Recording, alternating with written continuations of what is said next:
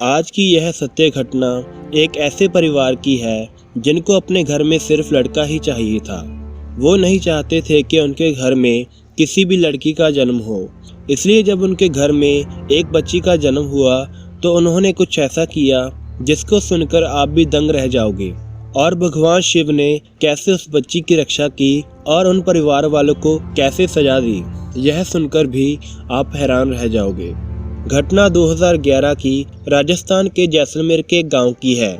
यह गांव इस वजह से काफ़ी मशहूर था क्योंकि इस गांव में लड़कियों के मुकाबले लड़कों की जनसंख्या ज़्यादा थी। इस गांव में रहने वाले लोगों के अनुसार इस गांव में लड़कियों के जन्म पर पाबंदी थी। खुद गांव के सरपंच भी इस नियम को काफ़ी कठोरता से पालन करते थे। लोगों के अनुसार अगर इस गांव में कोई लड़की पैदा भी हो जाती तो उसे गांव के कुएं में फेंक दिया जाता था। गांव के सरपंच के घर की सबसे छोटी बहू निर्मला मां बनने वाली थी। वो इस गांव के सारे नियमों से अनजान थी क्योंकि औरतों का तो घर से बाहर जाना भी बंद था, पर उसे इस बात की भनक तक नहीं थी कि उसके साथ आगे क्या होने वाला है। निर्मला भगवान शिव की काफी बड़ी भक्त थी। वो हर समय मन में भगवान शिव का जाप करती रहती थी। कुछ समय बाद निर्मला को एक नज़दीकी अस्पताल में दाखिल करवाया गया।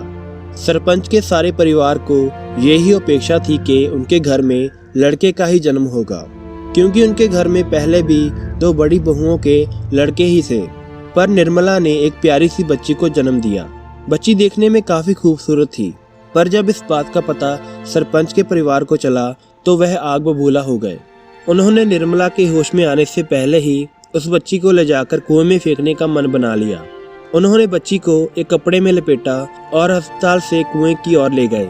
इसी बीच निर्मला की जब आंख खुली तो उसने अपने नवजन्मे बच्चे के बारे में पूछा, तो इस पर इसकी सास ने उसे झूठ ही कह दिया कि तुम्हारा बच्चा जन्म लेते ही मर गया था, इसलिए बच्चे को दफना दिया गया। इस बात ने निर्मला को सुन कर दिया। वो जोर जोर से रोने लगी और मन में कहने लगी कि हे भगवान, ये आपने मेरे साथ ऐसा क्यों किया? मैंने तो कभी किसी का बुरा नहीं चाहा था, तो फिर मेरे साथ ये सब क्यों हुआ? तभी एक चमकदार रोशनी हुई। वहाँ पर निर्मला को भगवान शिव के दर्शन हुए। भगवान ने उससे कहा कि तुम्हें अपनी बच्ची की रक्षा खुद करनी पड़ेगी और तुम्हारी रक्षा के लिए तो मैं हूँ ही। इतना कहते ही वो रोशनी गायब सी हो गई। निर्मला को कुछ भी समझ नहीं आ रहा था कि भगवान किसके बारे में बात कर रहे थे। तभी अस्पताल की ही एक नर्स ने निर्मला को बताया कि उसकी बच्ची जिंदा है। उसके ससुर और बाकी मर्द उस बच्ची को कुएं में फेंकने गए हैं क्योंकि ये इस गांव की रीत है कि इस गांव में कभी भी लड़की का जन्म नहीं होगा।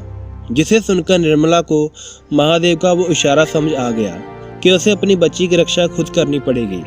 निर्मला एक पढ़ी लिखी स्त्री थी, इसलिए उसने पहले पुलिस के बड़े अफसरों को फ़ोन किया और अपनी बच्ची को बचाने खुद उस कुएं के पास पहुंच गई। जब निर्मला उस कुएं के पास पहुंची तो वे उस बच्ची को कुएं में फेंक रहे थे। उसी समय पुलिस के उच्च अधिकारी भी वहां पहुंच चुके थे। निर्मला यह देखकर जोर जोर से रोने लगी और अपना सारा गुस्सा पति और अपने ससुर पर उतारने लगी।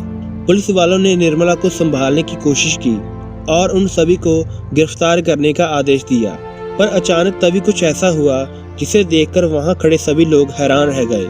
कुएं में से एक काफी बड़ा शेषनाग सांप निकला जिसने उस बच्ची को अपने ऊपर रखा हुआ था।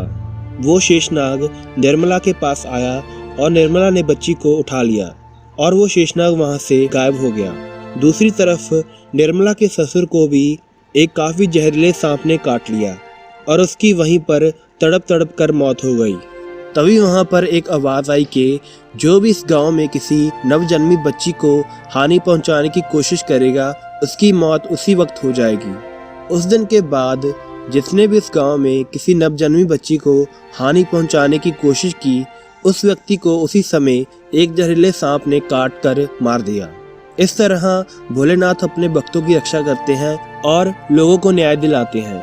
हर हर महादेव।